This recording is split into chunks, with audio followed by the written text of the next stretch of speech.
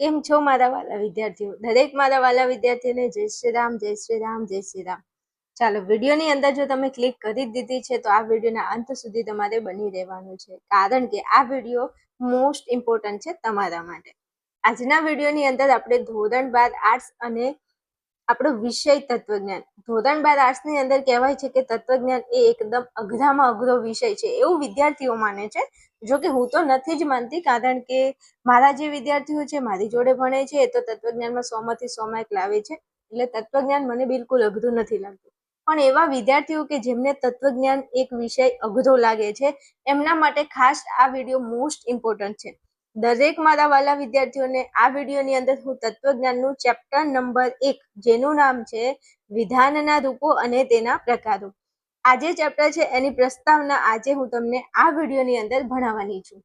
જે વિદ્યાર્થીઓને એવું લાગે છે કે બેન તત્વજ્ઞાન માથાનો દુખાવો છે, તત્વજ્ઞાન એ અમને બિલકુલ બોરિંગ સબ્જેક્ટ લાગે છે, એ વિદ્યાર્થીઓનો આજનો આ વિષય તમારો ફેવરેટ વિષય બની જવાનો છે.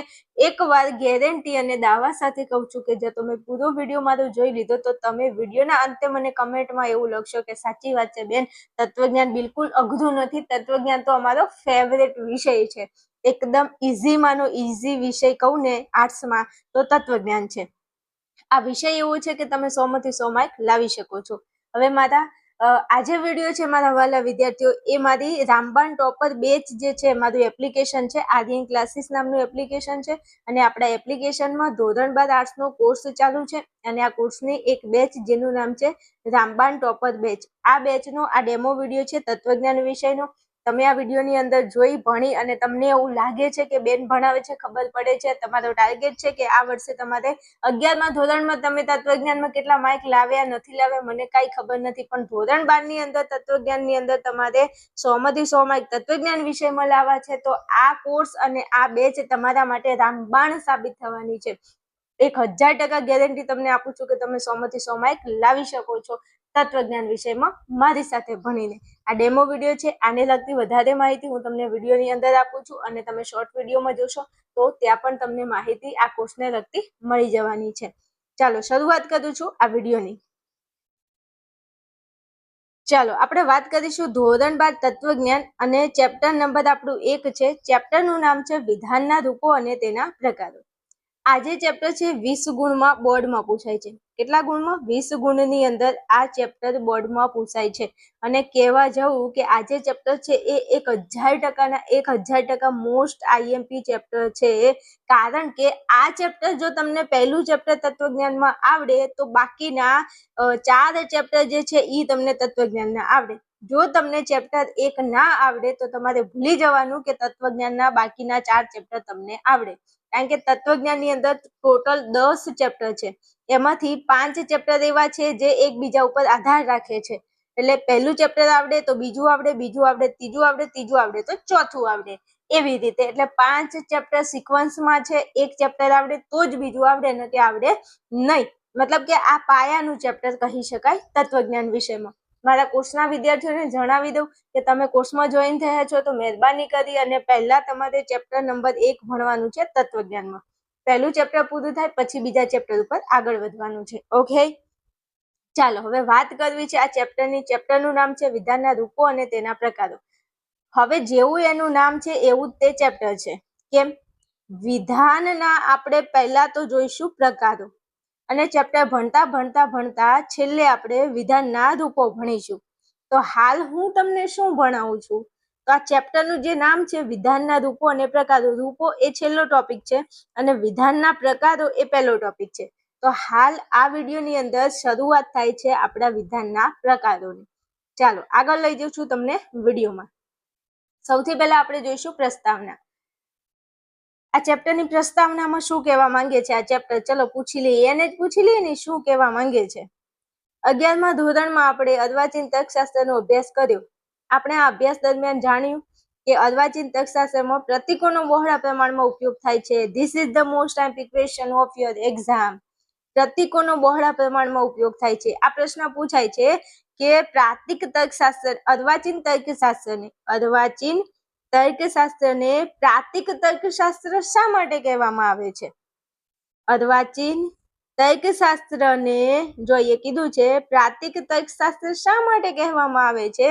તો એટલા માટે કારણ કે પ્રતીકોનો બહોળા પ્રમાણમાં ઉપયોગ થવાના કારણે અર્વાચીન તર્કશાસ્ત્રને પ્રાતિક તર્કશાસ્ત્ર તરીકે ઓળખવામાં આવે છે. આ પ્રશ્ન મોસ્ટ આઈએમપી છે, તમારે આ પ્રશ્નને નોટ ડાઉન કરી લેવાનો છે. 1 માર્કનો આ પ્રશ્ન છે અને વારંવાર વિભાગ બી માં અને આ પ્રશ્ન પૂછાય છે, એટલે કે પૂછાય છે 1000%. હું તમને જે મેથડથી ભણાવું છું એ મેથડથી તમે ભણશો તો હું તમને સ્ટેમ્પ પેપર ઉપર લખીને આપી દઉં કે તમારા 100 માંથી 100 માર્ક તત્વજ્ઞાનમાં આવશે. મારા વિદ્યાર્થીઓને આવ્યા છે. આવું હું નથી કહેતી, મારા વિદ્યાર્થીઓ કહે છે. તમે આ વિડીયો પૂરો થાય એટલે એકવાર મારી ચેનલમાં જઈ અને શોર્ટ વિડીયો જોઈ લેજો. શોર્ટ વિડીયોની અંદર ઘણા વિદ્યાર્થીઓ છે જેમને 100 માંથી 100 માર્ક આવ્યા છે, એમના બેનર મેં અપલોડ કરેલા છે, તમે એકવાર જોઈ લેજો. તમારે 100 માંથી 100 માર્ક લાવવા છે તો લીટીનું ધ્યાન રાખવું પડશે. કયા ખૂણેથી કયા પત્તેથી પ્રશ્ન પૂછાય ઈ મને ખબર છે. હમણાં 2026 ની એક્ઝામ ગઈ ને ત્યારે એક વિદ્યાર્થીને કીધું હતું કે વિભાગીમાં આ 2 પ્રશ્નો પૂછાવાના છે, એક સમુચય અને એક નિષેધ. જોઈ લેજો 26 નું પેપર ખોલીને વિભાગીમાં 5 ગુણના આ 2 જ પ્રશ્નો પૂછ્યા હતા. હા, એટલે કહું છું ને કે 7 વર્ષનો મારો અનુભવ છે આ વિષયમાં. કયા ખૂણેથી કયા પત્તેથી પ્રશ્ન પૂછાય ને મને ખબર છે. એટલે વિશ્વાસ કરવાની તમારે જરૂર છે. જો વિશ્વાસ કરશો તો તરી જશો આ વિષયમાં, પણ જો વિશ્વાસ નહીં કરો તો આ વિષયમાં જેટલા માર્ક આવતા હતા એટલા તો આવવાના જ છે. વધારે લાવવા હોય ને તો મારી ઉપર વિશ્વાસ કરી લેજો એકવાર. ઓકે, આ પ્રશ્નને નોટ ડાઉન કરી લેવાનો છે ખાસ. એટલે ખાસ પ્રશ્ન એવો પૂછાય કે અર્વાચીન તર્કશાસ્ત્રને પ્રાતિક તર્કશાસ્ત્ર તરીકે શા માટે ઓળખવામાં આવે છે?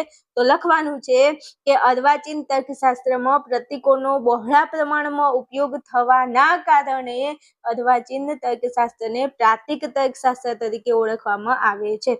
આ પહેલો પ્રશ્ન અહીંથી શરૂઆત થાય છે આપણા પહેલા ગુણની. આગળ વધુ, ખબર પડી? હાલો આગળ વાત કરું છું. તો પ્રતીકોની મદદથી ભાષાની અસ્પષ્ટતાઓને દૂર કરી આપણે જટિલ દલીલોની સરળ રજૂઆત કરી શકીએ છીએ. હવે સાંભળજો, જો જે કામનું નથી એના ઉપર હું કોઈ ફોકસ નહીં કરું અને તમારે કાંઈ યાદ રાખવાનું નથી. તમારે ખાલી આટલી લીટી યાદ રાખવાની છે જે મેં તમને કહી દીધી. આ બધું ખાલી વાંચીને સંભળાવું છું કે આપણે 11મા ધોરણમાં આ બધું કરીને આવ્યા છીએ, પણ એકચ્યુઅલી 11મા ધોરણમાં તમને નહીં ખબર કે તમે શું ભણ્યા છો. હાલો આગળ વાત કરીએ તો પ્રસ્તુત પ્રકરણમાં આપણે પ્રાતિક તર્કશાસ્ત્રની દ્રષ્ટિએ સાદા અને સંયુક્ત વિધાનો, તાર્કિક કારકો, વિધાનપરક અચલ અને વિધાનપરક પરિવર્તી વગેરે વિશે સમજૂતી મેળવીશું. આ મોસ્ટ આઈએમપી છે. આટલા શબ્દો તમારે યાદ રાખવાના છે કે આપણે આ ચેપ્ટરમાં શું ભણવાનું છે. તો સાદા વિધાનો ભણીશું તો કે હા, સંયુક્ત વિધાનો ભણીશું તો કે ઓકે, તાર્કિક કારકો ભણીશું તો કે હા, વિધાનપરક અચલ અને વિધાનપરક પરિવર્તી. આટલી સમજૂતી આપણે આ ચેપ્ટરમાં મેળવવાની છે. ઓકે કે ઓકે, ચાલો હવે શરૂઆત કરું છું. આગળ વધીએ છીએ આપણે. તો સાદા અને સંયુક્ત વિધાનોના સંયુક્ત ઉપયોગથી જટિલ સંયુક્ત વિધાનની રચના કેવી રીતે થઈ શકે છે અને તે જટિલ સંયુક્ત વિધાનોનું સત્યતા મૂલ્ય સત્યતા કોષ્ટક દ્વારા કેવી રીતે થઈ શકે છે તે અંગે આપણે વિગતવાર માહિતી આ ચેપ્ટરમાં લેવાની છે. હું આ બધું વાંચું છું, ભણાવવાનું મેં હજુ સ્ટાર્ટ નથી કર્યું, હજુ પાછળ આવે છે. આ તો ખાલી તમને સમજાવું છું કે આવું બધું આ ચેપ્ટરમાં છે. બીજું શું અભ્યાસ કરીશું તો કે વિધાનોનું રૂપ જોઈશું, તેનું સ્થાનાપતિ નિદર્શન આ ચેપ્ટરમાં આપણે ભણીશું. વિધાન માટેના રૂપના પ્રકારો જોઈશું. વિધાન માટેના રૂપના પ્રકારો તપાસવા માટે સત્યતા કોષ્ટકની રીતનો અભ્યાસ, આ બધું આપણે ભણવાનું છે. આ 3 મુદ્દામાં કહી દીધું કે આપણે શું ભણવાનું છે. સાદા વિધાન, સંયુક્ત વિધાન, કારકો, અચલો, પરિવર્તી આ ભણીશું. પછી સાદું વિધાન, સંયુક્ત વિધાન, જટિલ સંયુક્ત વિધાન ભણીશું. સત્યતા કોષ્ટક ભણીશું અને છેલ્લે લાસ્ટમાં વિધાનોનું રૂપ, તેનું સ્થાનાપતિ નિદર્શન, તેના પ્રકારો અને તેના પ્રકારોને તપાસવા સત્યતા કોષ્ટકની રીતનો ઉપયોગ. આટલું આપણે આ ચેપ્ટરમાં ભણવાનું છે. ઓકે, સ્ટેપ બાય સ્ટેપ એક એક વસ્તુ હું તમને ભણાવતી જઈશ. હવે પહેલું હું તમને શું ભણાવીશ તો અહીંથી આપણો ટોપિકની શરૂઆત થાય છે. આ ચેપ્ટરમાં અહીંથી ભણવાનું સ્ટાર્ટ કરવાનું છે. આગળ એક પ્રશ્ન ભણાવ એટલું યાદ રાખો, બાકીનું કશું નથી યાદ રાખવાનું. અને બીજું જો એક વાત કહું, હું જે ભણાવું છું ને એમાં મારા વિદ્યાર્થીઓને હું એટલું જ ભણાવું છું ને કે જે પરીક્ષામાં પૂછાય છે. ભણાવવાનું બધું, પણ યાદ હું એટલું જ રખાવું છું કે જે બોર્ડમાં પૂછાય છે. એટલે એક તો મેન બેનિફિટ તમે મારી જોડે ભણો છો ને તો આ છે કે હું તમને ભણાવીશ તો બધું સમજાવીશ એમ, પણ તમને યાદ એ જ રખાઈશ કે જે તમારા બોર્ડમાં પૂછાય છે, એટલે તમને કોઈ જાતનો લોડ નહીં પડે. સમજી ગયા? હા, ચાલો હવે દલીલો શેની બનેલી હોય છે? તો કે દલીલો વિધાનોની બનેલી હોય છે. આપણે 11મા ધોરણમાં તમે ભણી ગયા હશો, ના ભણ્યા વાંધો નહીં, 12મા ધોરણમાં હું તમને ભણાવી દઈશ. કે આપણે જાણીએ છીએ કે દલીલો વિધાનોની બનેલી છે. તો હવે વિધાનો શું છે? આપણે બસ આના ઉપર ફોકસ કરવાનું છે કે વિધાનો શું છે, વિધાનો કોને કહેવાય. તો આટલેથી આપણા ટોપિકની શરૂઆત થાય છે મારા વાલાઓ. મોસ્ટ આઈએમપી 1000% મોસ્ટ આઈએમપી તમને કહું છું કે મોસ્ટ આઈએમપી છે. દલીલોની અંદર આવતા વિધાનો 3 પ્રકારના હોય છે. ગોખી મારો, નોટ કરી લો, નોટ ને પેન લઈને બેસી જાઓ, હું કહું એટલું લખજો.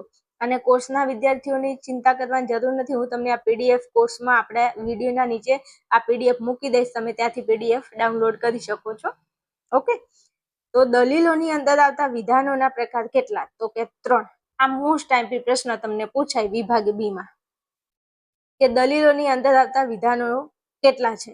તો તમારે યાદ રાખવાનું છે કે વિધાનોના પ્રકાર કેટલા છે? 3 છે. કયા કયા? આ પ્રશ્ન મોસ્ટ ઇમ્પોર્ટન્ટ છે. વિભાગ સી માં પૂછાય ને બી માં પૂછાય, 2 ગુણમાં પૂછાય તો એવું પૂછાય કે વિધાનોના પ્રકાર કેટલા અને કયા કયા? આવો પ્રશ્ન સી માં પૂછાય. અને બી માં શું પૂછાય? તો કે વિધાનોના પ્રકાર કેટલા છે? તો વિધાનોના પ્રકાર 3 છે. આવો પ્રશ્ન 1 ગુણમાં તમને પૂછી લે. તો હવે તમે મને ન કહેતા એકચ્યુઅલી કે બેન તમે કીધું નહોતું, હું તમને ભણાવું છું. દલીલોની અંદર આવતા વિધાનોના પ્રકાર કેટલા? 3 છે. આ પ્રશ્ન તમારા મગજમાં ફિટ થઈ ગયો? જરા તમારા મગજમાં જે કાટ લાગ્યો છે ને એને જરા સાફ કરો અને આ પ્રશ્નોને યાદ રાખો. હા, તત્વજ્ઞાનમાં 100 માંથી 100 માર્ક લાવવાનો ટાર્ગેટ છે, તો કહું એટલું કરો. દલીલોની અંદર આવતા વિધાનોના પ્રકાર 3 છે. હવે કયા કયા વિધાનો છે? તો 1 નંબરમાં સાદું વિધાન, બીજા નંબરમાં સંયુક્ત વિધાન અને ત્રીજા નંબરમાં જટિલ સંયુક્ત વિધાન. આ 3 નામ તમારે યાદ રાખવાના છે. અહીંથી તમારું ભણવાનું ચાલુ થાય છે આ ચેપ્ટરનું. દલીલોની અંદર આવતા વિધાનોના પ્રકાર કેટલા? 3 છે. 3 પ્રકારના વિધાનો હોય છે. 3 3 3. વિધાનોના પ્રકાર કેટલા? 3. વિધાનોના પ્રકાર કેટલા? 3. કેસર ચોટી નથી ગઈ, એટલા માટે આ વારંવાર રિવિઝન કરાવું છું કે આપણે 100 માંથી 100 નો ટાર્ગેટ છે અને એમને એમ તો 100 માંથી 100 આવશે નહીં. એના માટે આપણે સતત બોલ બોલ કરવું પડશે, ગાંડાની જેમ તૈયારી કરવી પડશે. કોક આપણને એમ કહેશે કે આ તો ગાંડો થઈ ગયો છે, શું આખો દિવસ બોલ બોલ કરે છે. હા, તો ઈ જ કરવાનું છે, ત્યારે જ માર્ક આવે. એકવાર ભણીને મૂકી દો તો માર્ક્સ ન આવે હો. હા, એટલે આ ધ્યાન રાખવાનું કે વારંવાર એકની એક વસ્તુનું રિવિઝન કરશો, પ્રેક્ટિસ કરશો, તઈ જ તમારે માર્ક આવશે. હાલો, હવે વિધાનોના પ્રકાર 3 ખબર પડી. કયા કયા? સાદું વિધાન, સંયુક્ત વિધાન, જટિલ સંયુક્ત વિધાન. હવે એમાંથી હાલ તમારે શું ભણવાનું છે? તો એમાંથી હાલ તમારે એક સાદું વિધાન અને એક સંયુક્ત વિધાન ભણવાનું છે. આ જટિલ સંયુક્ત વિધાન હાલ નથી ભણવાનું, ઈ પાછળ આવે છે ટોપિક આખું. આ બધું આ બંને પૂરું થઈ જાય ને એના પછી આ ટોપિક આવે છે, એટલે આને આપણે પછી યાદ રાખીશું. હાલ તમારે 2 વસ્તુ ભણવાની છે, સાદું વિધાન અને સંયુક્ત વિધાન. Is it clear? વાતમાં મગજ ગયું કે મગજમાં વાત ગઈ કે નહીં બેન? ખબર પડી ગઈ કે અમારે બે વિધાન ભણવાના છે, એક સાદું વિધાન અને એક સંયુક્ત વિધાન. ત્રીજો પ્રકાર છે જટિલ સંયુક્ત વિધાન. જો સંયુક્ત વિધાન તો છે જ તે, એના આગળ તમારે જટિલ લગાવી દેવાનું છે, એટલે 3 પ્રકારો તમારા થઈ જાય. ઓકે, હવે હું તમને સાદું વિધાન ભણાવું છું. આગળ વધુ. આઈ હોપ, આશા રાખું છું કે મેં તમને જે વાત કરી એ વાત તમને સત્ય સાબિત લાગતી હશે. હા, હું તમને ચેલેન્જ અને ગેરંટી સાથે ચૂટકી વગાડીને કહું છું કે એકવાર વિડીયો છે ને સ્કીપ કર્યા વગર અંત સુધી જોજો. છેલ્લે જતા તમે મને કોમેન્ટ કરશો બેન તત્વજ્ઞાન તો મારો ફેવરેટ વિષય થઈ ગયો છે. અને આ તો હજુ એક જ વિડીયો છે. આવા અઢળક વિડીયો તમે જોશો ને એટલે તમને આમ મોજ પડી જશે કે આમ શું મજા આવે છે ને તત્વજ્ઞાન ભણવાની. ચાલો, સાદું વિધાન. સાદું વિધાન કોને કહેવાય? તો આ એની વ્યાખ્યા આપેલી છે. સાદા વિધાનની વ્યાખ્યા આપેલી છે. હવે તમે આઈએ જો, પેલા દાખલા તરીકે ઉદાહરણ સમજો ને પછી વ્યાખ્યા આપણે જોઈશું. વ્યાખ્યા પછી પેલા ઉદાહરણ જોઈ લેવાનું. ચલો, દાખલા તરીકે હિમાલય પર્વત છે, તો મારા વાલા મારા કલેજા આ સાદું વિધાન છે ભાઈ. આ કયું વિધાન છે? સાદું વિધાન છે. હિમાલય પર્વત છે, આ સાદું વિધાન છે. ગંગા નદી છે, આ પણ સાદું વિધાન છે. તો હવે તમે મને એમ કહો કે અહીં હિમાલય પર્વત છે, આ એક જ વિધાન છે, આમાં તમને બીજું કોઈ વિધાન લાગે છે? તો કે નહીં. અહીંયા ગંગા નદી છે, આ એક જ વિધાન છે, આમાં બીજું કોઈ વિધાન તમને દેખાય છે? તો કે નહીં. તો સોની મોની હવે વ્યાખ્યા યાદ રાખવાની છે કે જે વિધાનમાં બીજા કોઈ વિધાનનો સમાવેશ થતો ન હોય તે વિધાન સાદું વિધાન છે. શું કીધું? જે વિધાનમાં બીજા કોઈ વિધાનનો સમાવેશ થતો જ ન હોય, મતલબ એક જ વિધાન હોય, એમાં બીજું કોઈ વિધાન ના હોય. અને ગુજરાતીમાં દેશી ભાષામાં એક્ઝામ્પલ આપું તો કે તમારા ઘરમાં તમારી મમ્મી છે ને તમારા પપ્પા છે. તો તમારા મમ્મી પપ્પા એમના એટલે મતલબ કે તમારા ભાઈ બહેન એમ, તો એ લોકો કોઈને કહે તો શું કે અમારે એક જ છોકરો છે, અમારે એક જ છોકરો છે, ના છોકરી છે ના બીજો છોકરો છે, અમારે એક જ છોકરો છે, બીજું કોઈ નથી. તો સાદું વિધાન કોને કહેવાય? એકલો હોય એને. મારા બાપાનો હું એકલો એટલે એને કહેવાય સાદું વિધાન. એટલે એમાં બીજા કોઈનો સમાવેશ ના થાય, એમાં બીજું કોઈ છોકરું ન આવે, હું એકલો જ છું મારા બાપાને. કેવું? હું મારા બાપાને હું એકલો જ છું. તો આ સાદું વિધાન એવું જ કહે છે કે જે વિધાનમાં બીજા કોઈ વિધાનનો સમાવેશ ન થાય. તમારા મમ્મી પપ્પાના બાળકો છે, એમાં તમે એકલા છો, બીજા કોઈ બાળકોનો સમાવેશ થાય? તો કે ન થાય. હોય તો થાય ને. તો અહીંયા એવું જ છે, હોય તો આપણે કહીએ ને કે બીજું સાદું વિધાન છે. આ એક જ સાદું વિધાન, આ એક જ સાદું વિધાન. આમાં બીજું કોઈ વિધાન આવ્યું? તો કે નહીં. આમાં બીજું કોઈ વિધાન આવ્યું? તો કે નહીં. તો આ સાદું વિધાન, આ સાદું વિધાન. હવે ટૂંકમાં સમજો તો સાદા વિધાનની વ્યાખ્યા યાદ રહી ગઈ તમને કે જે વિધાનમાં બીજા કોઈ વિધાનનો સમાવેશ થતો જ ન હોય, જે વિધાનમાં બીજું કોઈ વિધાન ના હોય. ભાઈ એક જ વિધાન હોય. આટલી નાની વાત તારા દિમાગમાં કેમ ઘૂસતી નથી? ક્યારની રાડો પાડું છું કે જે વિધાનમાં બીજા કોઈ વિધાનનો સમાવેશ થતો ન હોય અથવા સમાવેશ ન થતો હોય તે વિધાનને આપણે સાદું વિધાન કહીએ છીએ. અને આ વ્યાખ્યા મોસ્ટ આઈએમપી છે. મારા ગળાના હમસે જો આ વ્યાખ્યા તમે તૈયાર ન કરી દો, 5 વખત લખો, 10 વખત લખો, તમને જ્યાં સુધી આ વ્યાખ્યા ન આવડે ને ત્યાં સુધી લખો. તમને તમારા પ્રિય પર્સનની કસમ છે જો આ વ્યાખ્યા તમે તૈયાર ન કરી દો. મોસ્ટ આઈએમપી વ્યાખ્યા છે, વિભાગ બી માં પૂછાય છે, વિભાગ એમાં પણ એમસીક્યુ સ્વરૂપે પૂછાય છે કે જે વિધાનમાં બીજા કોઈ વિધાનનો સમાવેશ ન થાય તેને કયું વિધાન કહે છે? તો તેને સાદું વિધાન કહે છે. ઓમ સ્વાહા. ચલો, હું આશા રાખું તમારી જોડે કે તમને સાદું વિધાનમાં ખબર પડી ગઈ હશે, સાદા વિધાનની વ્યાખ્યા તમને આવડી ગઈ હશે, સાદા વિધાનનું તમને ઉદાહરણ પણ આવડી ગયું હશે. એક ચોપડો લો, નોટ લો, પેન લો, જે લેવું એ લો, લખી નાખો. વિધાનોના 3 પ્રકાર છે, સાદું વિધાન, સંયુક્ત વિધાન, જટિલ સંયુક્ત વિધાન. એમાં એક નંબર લખો, 1 નંબરમાં સાદું વિધાન. પછી વ્યાખ્યા લખો. જે વિધાનમાં બીજા કોઈ વિધાનનો સમાવેશ ન થતો હોય તો તે વિધાનને સાદું વિધાન કહે છે. દાખલા તરીકે હિમાલય પર્વત છે અને ગંગા નદી, અને નહીં હો, હિમાલય પર્વત છે, ગંગા નદી છે. આ બે સાદા વિધાન છે, અલગ અલગ છે એટલે સાદા વિધાન છે. ઓકે, આગળ વધું. આ સાદા વિધાનની મેં તમને વ્યાખ્યા ભણાવી. હવે હું આગળ વધું. હવે મારે તમને સંયુક્ત વિધાન ઉપર લઈ જવા છે. સાદા વિધાનમાં આટલું જ, બસ પતી ગયું. સાદા વિધાનમાં એક જ વિધાન હોય બકા. શું? સાદા વિધાનમાં એક જ વિધાન હોય, બીજું કોઈ ના હોય, બીજું કોઈ વિધાન ના હોય. મારા બાપાને હું એકલો, બીજું મારે કોઈ ભાઈએ નથી, મારે કોઈ બેને નથી, હું એકલો. જે વિધાનમાં બીજા કોઈ વિધાનનો સમાવેશ ન થતો હોય તેને સાદું વિધાન કહે છે. તો આ સાદું વિધાન મેં તમને જો ભણાવી દીધું છે. હવે હું તમને સંયુક્ત વિધાન ભણાવું છું. હાલો આગળ વધીએ. વિડીયો ગમે તો લાઈક શેર કરજો, અને તમે જેવા પ્યારા છો ને એવી પ્યારી કોમેન્ટ બી કરી લેજો. અને તમે આ વર્ષે ધોરણ 12માં અભ્યાસ કરો છો તો ખાસ કહું છું ચેનલને સબસ્ક્રાઇબ કરી લેજો, કારણ કે ધોરણ 12ની અંદર તો બોર્ડમાં હું છોતરા પાડી દે એવી તૈયારી વિદ્યાર્થીઓને કરાવું છું. મારી ચેનલ તમને 1000% ઉપયોગી થવાની છે. ગુજરાતની નંબર 1 ચેનલ ઉપર તમે ભણી રહ્યા છો, આવું હું નથી કહેતી, મારા વિદ્યાર્થીઓ કહે છે. એકવાર જાજો, પોસ્ટમાં જોતા આવજો. મારા વિદ્યાર્થીઓના રિવ્યુ અને કોમેન્ટ પણ તમે જોઈ શકો છો. ઓકે, હાલો આગળ વધું છું. સંયુક્ત વિધાન. કયું વિધાન? સંયુક્ત વિધાન. તો શું કહેવા માંગે છે આ સંયુક્ત વિધાન? જોજો હવે સાંભળજો, મસ્ત પ્રશ્ન છે, આ મસ્ત વ્યાખ્યા છે અને આ પણ મોસ્ટ આઈએમપી છે. લખવાનું રહી ગયું છે પણ મોસ્ટ આઈએમપી એટલે આના સિવાય બીજું કોઈ મોસ્ટ આઈએમપી ના હોય, કારણ કે આખું ચેપ્ટર સંયુક્ત વિધાન ઉપર ટકેલું છે મારા કલેજા. સંયુક્ત વિધાન અને જટિલ સંયુક્ત વિધાન ઉપર આખું ચેપ્ટર, આખું તત્વજ્ઞાન ટકેલું છે એવું કહું તો ચાલે.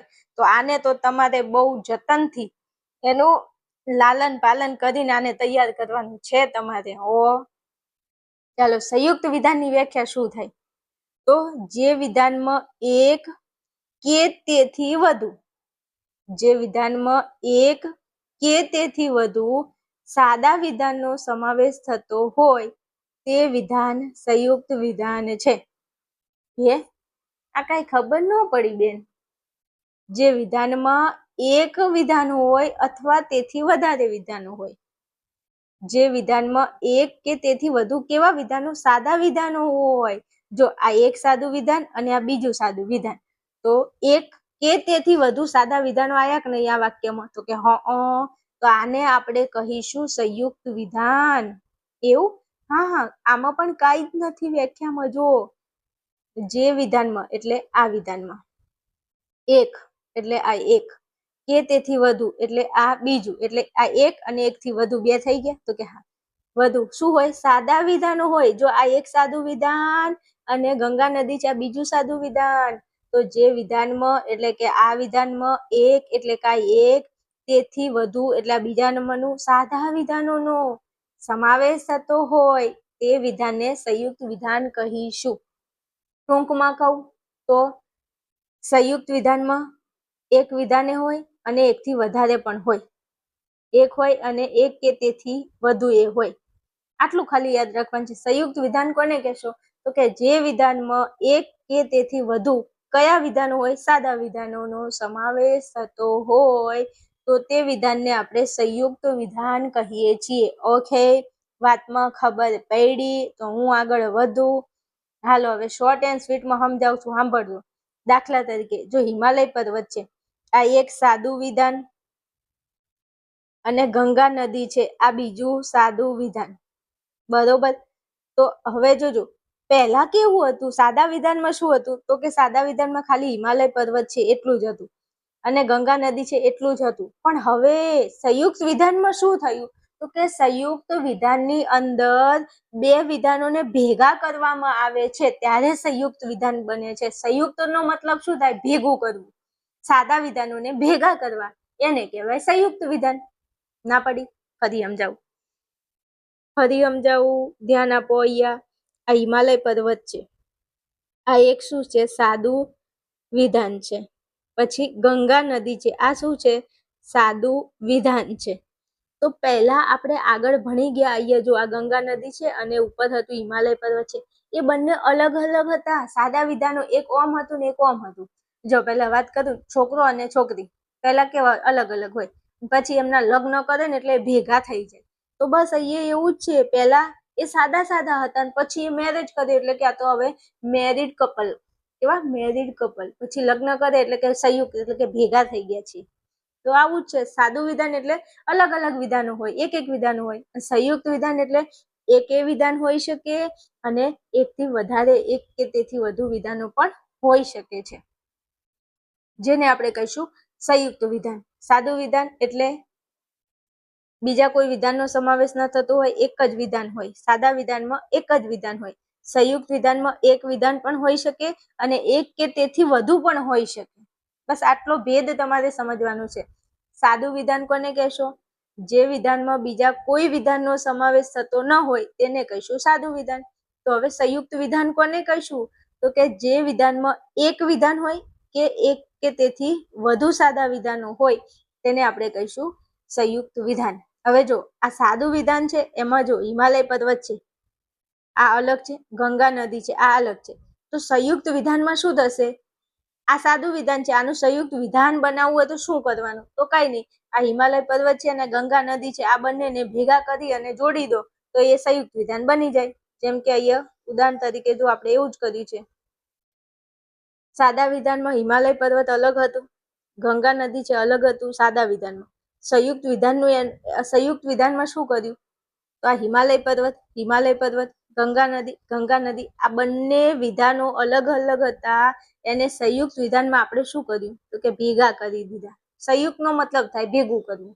ઓકે, આટલા સુધી તમને ખબર પડી. તો હવે મારે એક ત્રીજા નંબરનો ટોપિક તમને ભણાવવો છે. અને આ ત્રીજા નંબરનો ટોપિક તમે જો ભણી લીધો અને તમને જો યાદ રહી ગયો તો તમે સમજો કે તત્વજ્ઞાન તમને આવડી ગયું. આટલો ટોપિક ખાલી. આ ત્રીજા નંબરનો ટોપિક ભણશો એટલે 50% તમને તત્વજ્ઞાન આવડી જશે. આ મારી ગેરંટી છે. કે હે બેન એવું? તો કે હા, ત્રીજા નંબરનો ટોપિક હવે ભણાવું છું. પહેલા આ બે ટોપિક ક્લિયર કરો. સાદું વિધાન કોને કહેવાય? તો કે જેમાં એક જ વિધાન હોય, બીજું કોઈ વિધાન ના હોય એને સાદું વિધાન કહેવાય. સંયુક્ત વિધાન કોને કહેવાય? તો કે જેમાં એક સાદું વિધાન હોય અથવા એક કે તેથી વધુ સાદા વિધાન હોય એને આપણે કહીશું સંયુક્ત વિધાન. હવે સાંભળજો. ઈધર દેખો, ઈધર તો દેખો. આ વિધાન તમે જુઓ તો આમાં તમને નથી લાગતું કે કંઈક નવા શબ્દનો ઉમેરો થયો છે? આવું તમને દેખાય છે? દેખો દેખો, જરા ઝૂમ કરકે દેખો. દેખો મગર પ્યાર સે, નોટ પ્યાર સે સોની મોની, ધ્યાનથી જો, ધ્યાનથી. દેખો મગર ધ્યાન સે, નોટ પ્યાર સે. આ એક શબ્દ જુઓ. અહીંયા ઉપર આપણે જોઈ ગયા હિમાલય પર્વત છે, ગંગા નદી છે. આ તો આપણે જોઈ ગયા. હવે સંયુક્ત વિધાનમાં શું કર્યું? હિમાલય પર્વત છે, ગંગા નદી છે, એને તો લાવ્યા સંયુક્ત વિધાન બનાવવા માટે, પણ એક નવા શબ્દને આપણે લાયા છે. અહીંયા લખ્યું છે અને. શું લખ્યું છે? અને. તો આ અને છે ને, અને એકલું અને નથી, એના પાછળ બહુ મોટું રહસ્ય છે. તો કે શું બેન? કે તો અમને કહો તો ખરા. તો મેં તમને કીધું ને કે આ ત્રીજા નંબરનો ટોપિક એ આ છે. આ અને છે ને એને શું કહેવાય? તો કે અને જે છે ને એને કારક કહેવાય. શું કહેવાય? કારક. હેલો, ખબર પડે છે હું શું કહેવા માંગુ છું ભાઈ? આ અને જે છે ને એને શું કહેવાય? કારક કહેવાય. શું કહેવાય? કારક કહેવાય. અને આ કારકે શું કર્યું? આ અને એ શબ્દ છે. અને શું છે? શબ્દ છે. પણ આ અનેને આપણે શું કહીશું તત્વજ્ઞાનની ભાષામાં? તો કે અનેને આપણે કહીશું કારક. તો તમે અહીંયા જોઈ શકો છો, તમારી નજરના સામે છે કે આ કારકે એક બહુ મોટું કામ કર્યું છે. તો કે શું કામ કર્યું છે કારકે? તો સોની મોની જો, આ જે વિધાન છે ને એ સાદા વિધાન છે. અને સાદા વિધાનમાંથી આપણે આ વિધાનોને કેવા બનાવ્યા છે? તો કે સંયુક્ત વિધાન. આમ આ લોકો અલગ અલગ હતા સાદા વિધાનો? તો કે હા, એનું આપણે શું બનાવ્યું? સંયુક્ત વિધાન. તો સાદા વિધાનમાંથી સંયુક્ત વિધાન બનાવવા માટે આપણે કોનો ઉપયોગ કર્યો? અનેનો. તો અને એ શું છે? કારક છે. તો હવે એક વસ્તુ માઇન્ડમાં ફિટ કરી નાખો કે કારકનો ઉપયોગ કઈ જગ્યાએ થાય? તો કારકનો ઉપયોગ સાદા વિધાનમાંથી સંયુક્ત વિધાન બનાવવા માટે એક શબ્દનો ઉપયોગ થાય છે. એ શબ્દનું નામ છે કારકો.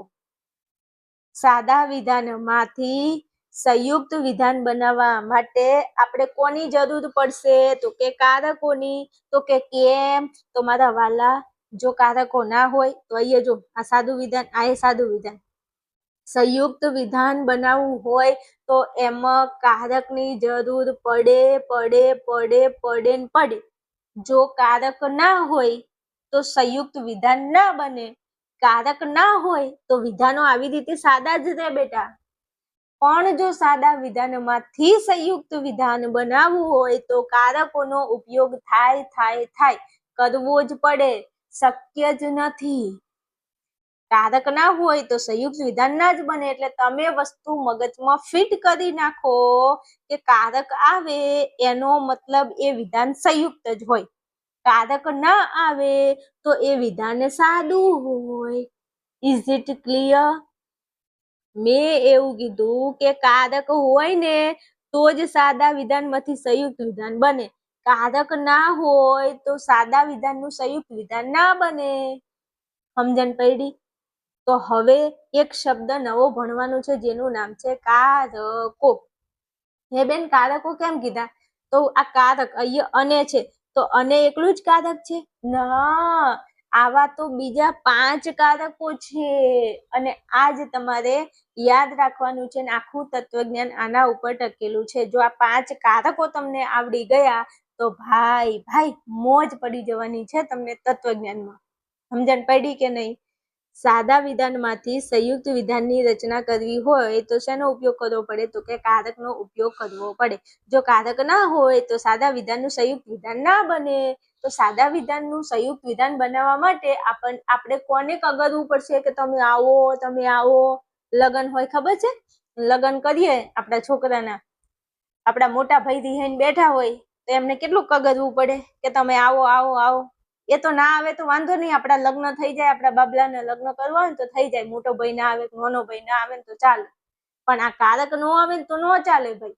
સાદામાંથી સંયુક્ત વિધાન બનાવવું હોય તો કારકને લાવવું જ પડે. પછી એને હાથ જોડો, પગ જોડો, ગમે તે જોડો, પણ એને કહો કે ભાઈ કારક તું આવીને મારે સાદા વિધાનમાંથી છે ને તો કે સંયુક્ત વિધાન બનાવવું છે. પડી સમજણ? હા તો બસ હવે આ 2-3 વસ્તુ યાદ રાખવાની છે. કયું? સાદું વિધાન એની વ્યાખ્યા યાદ રાખો, પછી સંયુક્ત વિધાન એની વ્યાખ્યા યાદ રાખો. આટલું. એટલે મતલબ મેં તમને 2 વ્યાખ્યા ભણાવી, એક સાદા વિધાનની વ્યાખ્યા, એક સંયુક્ત વિધાનની વ્યાખ્યા, અને 3જા નંબરનો આપણો ટોપિક છે કારકો. કયો? કારકો. હવે કારકો કેટલા છે? તો કે 5 છે. કયા છે એ નીચે ભણાવું છું. આવે છે, ડોન્ટ વરી. શાંતિ ભણીએ છીએ. 3જા નંબરનો ટોપિક છે કારકો. હવે કારકોની હું તમને વ્યાખ્યા ભણાવીશ, કારકો કેટલા છે અને કયા છે એ ભણાવીશ.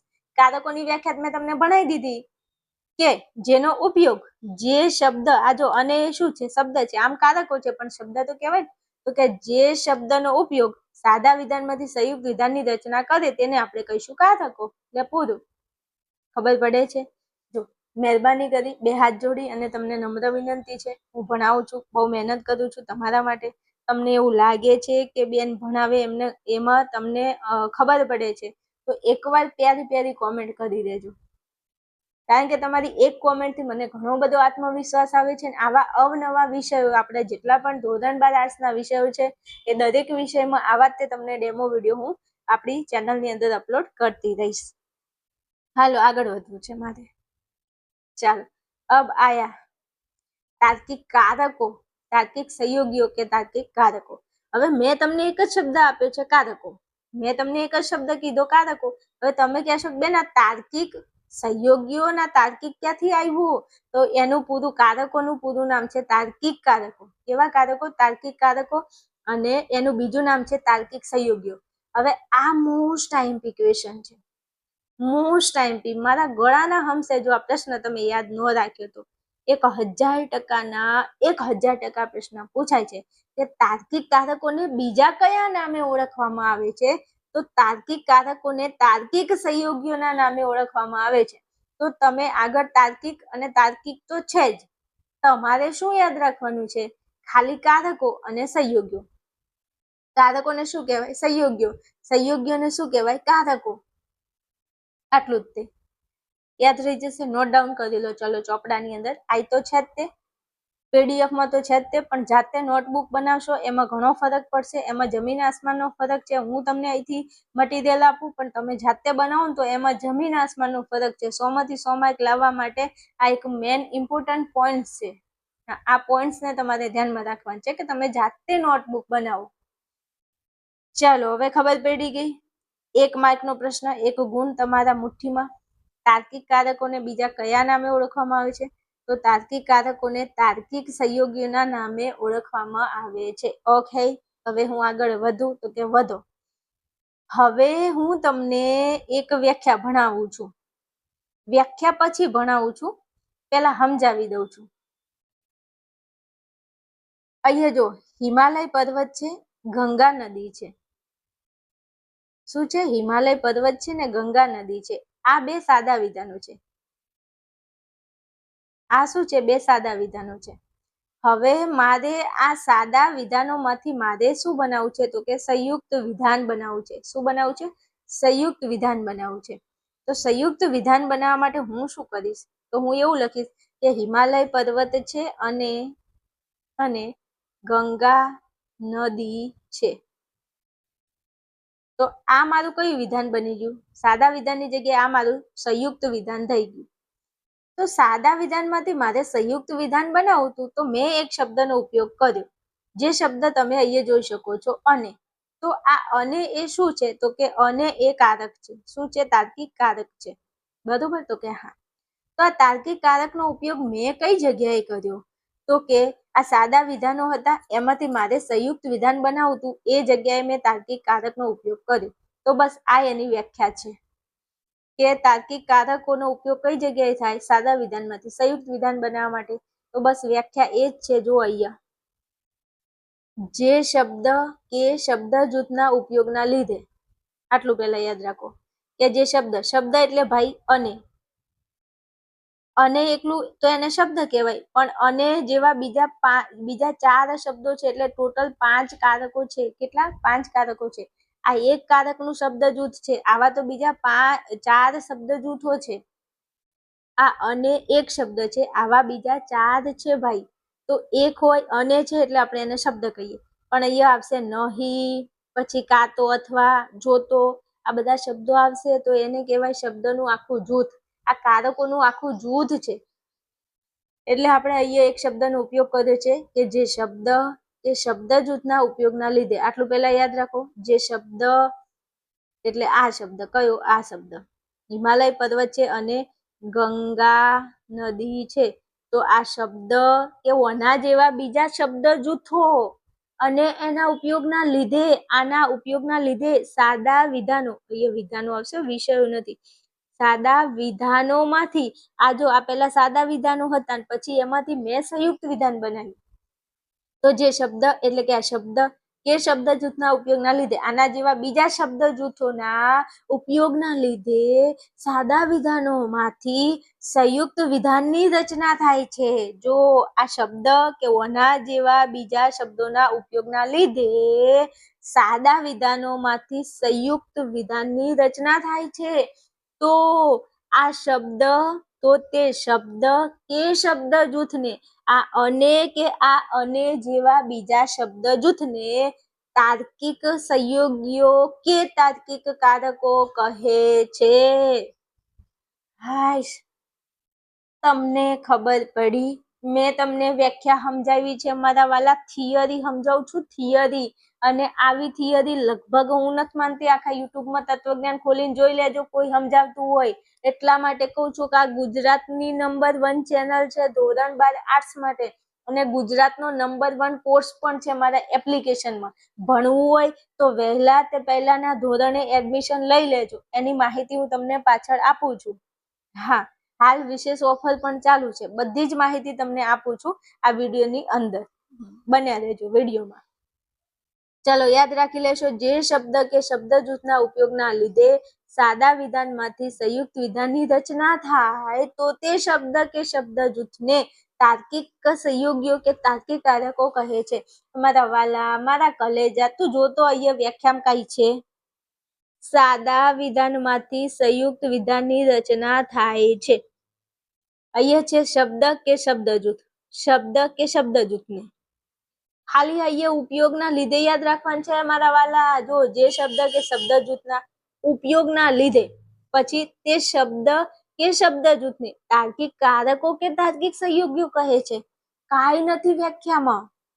હા, મારા ગળાના હમસે વ્યાખ્યા તમારે તૈયાર કરવાની છે. મોસ્ટ આઈએમપી વ્યાખ્યા છે. વિભાગ સી માં 2 ગુણમાં વ્યાખ્યા પૂછી લે, પ્રથમ પરીક્ષામાં. બીજી પરીક્ષામાં પૂછી લે. હો, હા, તો મને કહેતા નહીં કે કીધું નહોતું. બોર્ડમાં વ્યાખ્યા પૂછી લે 2 ગુણમાં વિભાગ સી માં. અને મોસ્ટ આઈએમપી વ્યાખ્યા છે. આ 3 વ્યાખ્યા તમારે ગોખી જ મારવાની. સાદું વિધાન, સંયુક્ત વિધાન અને આ તાર્કિક કારકો, સંયોગીઓ. અને વ્યાખ્યા ગોખવા જેવી છે. હું તમને ભણાવતી નથી, સમજાવતી નથી. સમજીને વ્યાખ્યા યાદ રાખો ને તો વધારે યાદ રહે. ગોખણ પટ્ટી ક્યારે કામ લાગે નહીં. ચાલો, હવે તમને આ વ્યાખ્યા તૈયાર થઈ ગઈ હોય તો હું આગળ વધું.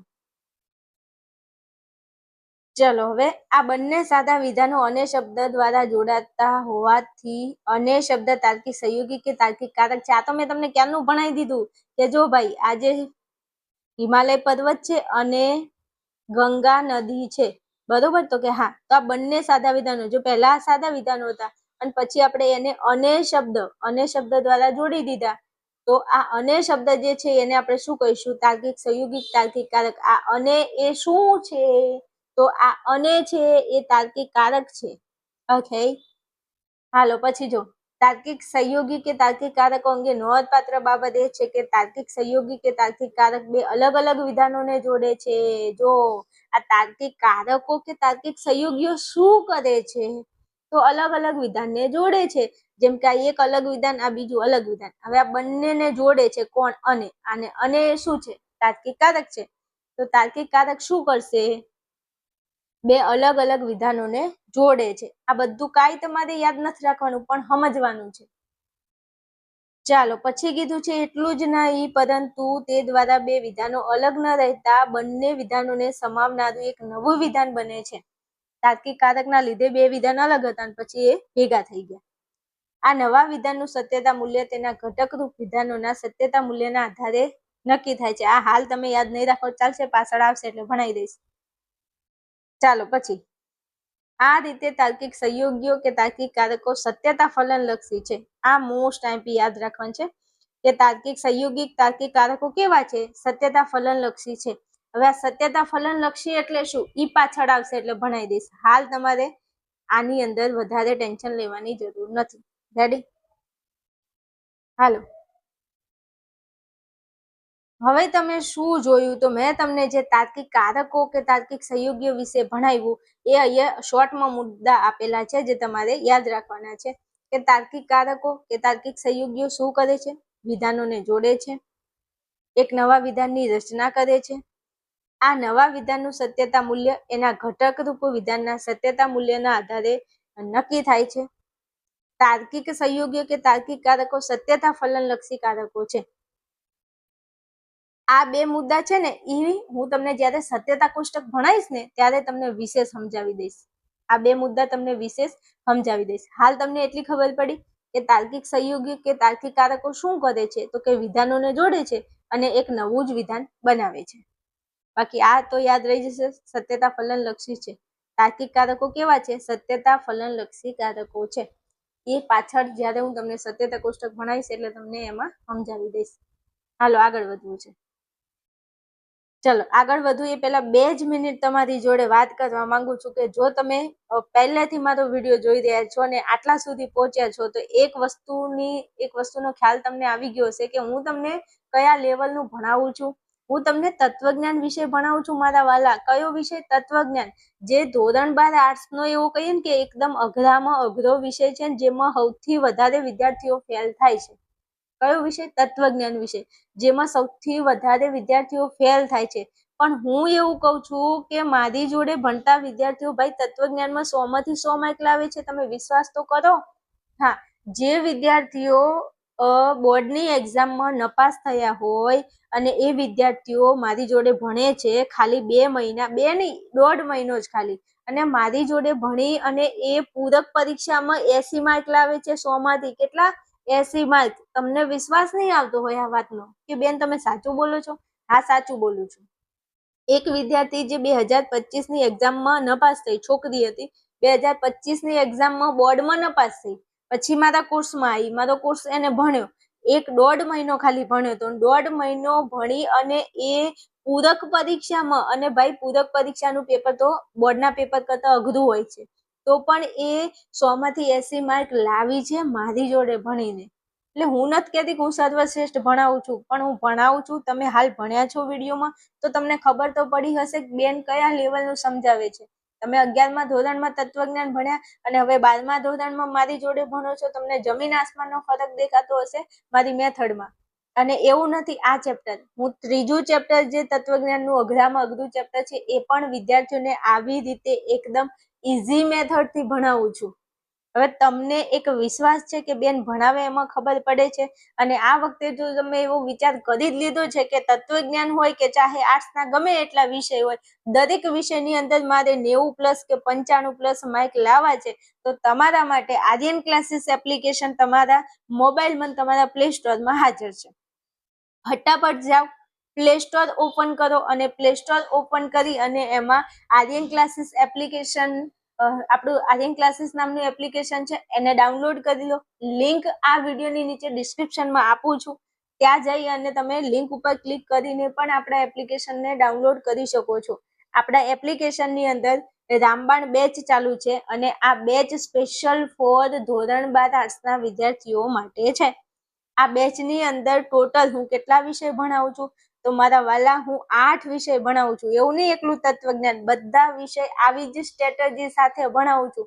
કોઈ બીજી ફેકલ્ટી નથી, હું પોતે 8 વિષય ભણાવું છું ધોરણ 12 આર્ટ્સના. દરેક વિષયમાં વિદ્યાર્થીનું રિઝલ્ટ ટોપ મોસ્ટ આવેલું છે. તત્વજ્ઞાનમાં 100 માંથી 100 માર્ક છે. ભૂગોળ, મનોવિજ્ઞાન, સમાજ દરેક વિષયમાં વિદ્યાર્થીઓને 100 માંથી 100, 90, 99, 95 માર્ક આવેલા છે. બીજા વિષય ગુજરાતી, હિન્દી, ઇંગ્લિશ, સંસ્કૃત આ 8 વિષયનો આપણો કમ્પ્લીટ કોર્સ છે. તમે એની અંદર જોઈન થઈ શકો છો. ભણાવવાનું સ્ટાર્ટ થઈ ગયું છે. આના માટે તમારે શું કરવાનું છે? કાંઈ નહીં, એપ્લિકેશન ડાઉનલોડ કરો, રજીસ્ટર કરો, નામ નંબર બધું ફિલ કરો અને પછી પેમેન્ટ કરો. સીધું જ તમને કોર્સ આપણો મળી જશે. આ કોર્સની પ્રાઇસ છે 3999. હાલ ઓફર પ્રાઇસ છે. અને ઓફર લિમિટેડ છે. 1 તારીખથી આ જે કોર્સ છે એની કિંમત વધી જશે, 1000 રૂપિયા વધી જશે. એટલે આ કોર્સ 4999 તમને મળશે. એટલે હાલ ઓફર છે. તો ઓફરનો લાભ લેવા માટે ફટાફટ તમે એપ્લિકેશન ડાઉનલોડ કરી અને આ કોર્સની અંદર વહેલા તે પહેલાના ધોરણે તમે એડમિશન લઈ શકો છો. ઘણા વિદ્યાર્થીઓ ગુજરાતમાંથી એડમિશન વિદ્યાર્થીઓ લઈ અને ભણવાનું ચાલુ કરી દીધું છે. 1 વર્ષની વેલિડિટી છે. તમે હાલ આ કોર્સની અંદર જોઈન થઈ શકો છો. ચાલો હવે તમારો મેન પોઈન્ટ તમને સમજાવી દઉં. તમને આ પ્રોબ્લેમ હશે કે બેન આ 8 વિષય મારે નથી, આમાંથી મારે કોઈ 1 વિષય, કોઈ 2 વિષય, કોઈ 3 વિષય ખરીદીને ભણવું છે. તો તમે 8 વિષય એક સાથે ભણી શકો છો અને તમે એક વિષય ખરીદીને ભણી શકો છો. જેમ કે તમારે એકલું તત્વજ્ઞાન જ ભણવું છે તો તમે 999 રૂપિયામાં એકલું તત્વજ્ઞાન વિષય ખરીદીને ભણી શકો છો. બાકીના જે આ 7 વિષય છે એમાંથી કોઈ વિષય તમારે એક ખરીદીને ભણવો છે તો સિંગલ વિષયની પ્રાઇસ છે 699 રૂપિયા. આ તમારી ચોઈસ છે. તમને જેમ સેટ થાય તેમ તમે મારો કોર્સ ખરીદીને ભણી શકો છો. ચાલો વધારે હવે આગળ ઇન્ફોર્મેશન નથી, બધું સમજાવી દીધું છે. આ મારો નંબર આપેલો છે, એના ઉપર તમે ફોન મેસેજ કરી અને વધારે માહિતી મેળવી શકો છો. નીચે તમને આ વિડીયોના નીચે ડિસ્ક્રિપ્શનમાં વોટ્સએપ ચેનલ અને ટેલિગ્રામ ચેનલની લિંક આપું છું. ત્યાં જઈને જોઈન થઈ જજો. મારો કોર્સ ખરીદો કે ના ખરીદો પણ આમાં જોડાયેલા રહેજો. તો ધોરણ 12 આર્ટ્સની અંદર છોતરા પાડે એવી તૈયારી આપણે આખા વર્ષ દરમિયાન કરવાની છે. ઓકે, ચાલો આગળ વધીએ. આપણે આપણા ટોપિકમાં પાછા આવી જઈએ છીએ. ચાલો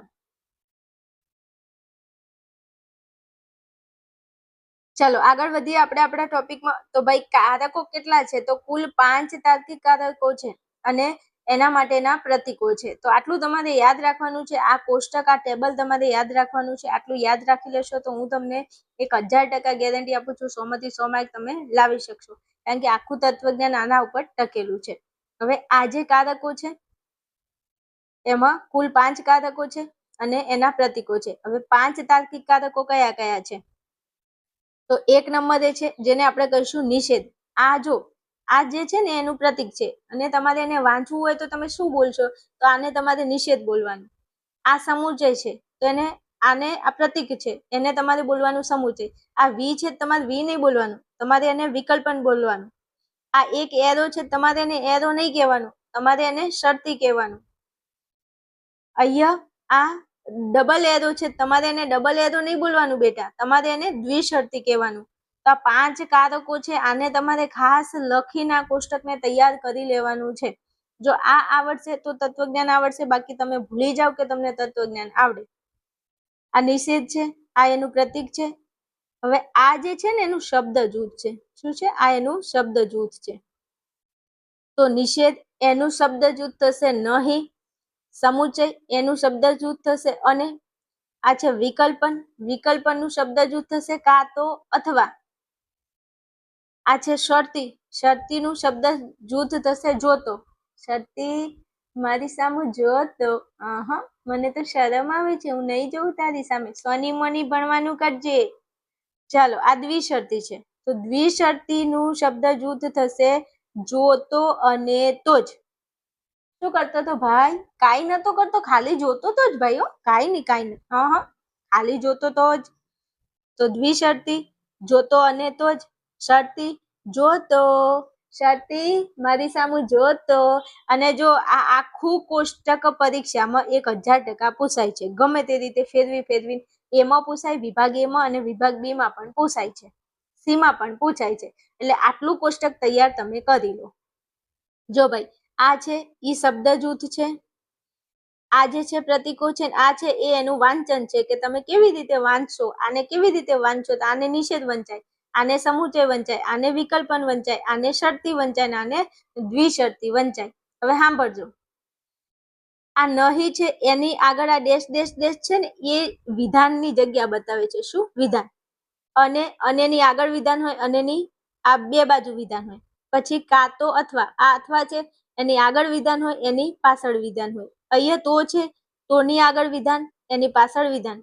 અહીંયા તો અને તો જ, એની આગળ વિધાન, એની પાછળ વિધાન. તો આજે આ ડેશ ડેશ ડેશ જે છે ને એ શું બતાવે છે? વિધાન. શું બતાવે છે? વિધાનની જગ્યા. જેમાં આપણે હમણાં જોયું ને કે આ બધા કારકો જે છે ને એ વિધાનોને જોડે છે. તો આગળ વિધાન, પાછળ વિધાન, આગળ વિધાન, પાછળ વિધાન, આગળ વિધાન, પાછળ વિધાન. વચ્ચે કોણ આવશે? તો વચ્ચે આવશે કારકો. પડી સમજણ? ઓકે, હવે આટલો કોઠો તમે તૈયાર કરી લો. આ વિડીયોને હું અહીંયા પૂરો કરું છું. નેક્સ્ટ વિડીયોમાં તમે આવશો, નેક્સ્ટ ડેમો વિડીયો હું અપલોડ કરીશ, જોવા માટે તમે આવજો. કોર્સ ખરીદવાનો હશે તો તમારી ઈચ્છા, તમે ખરીદી લેજો.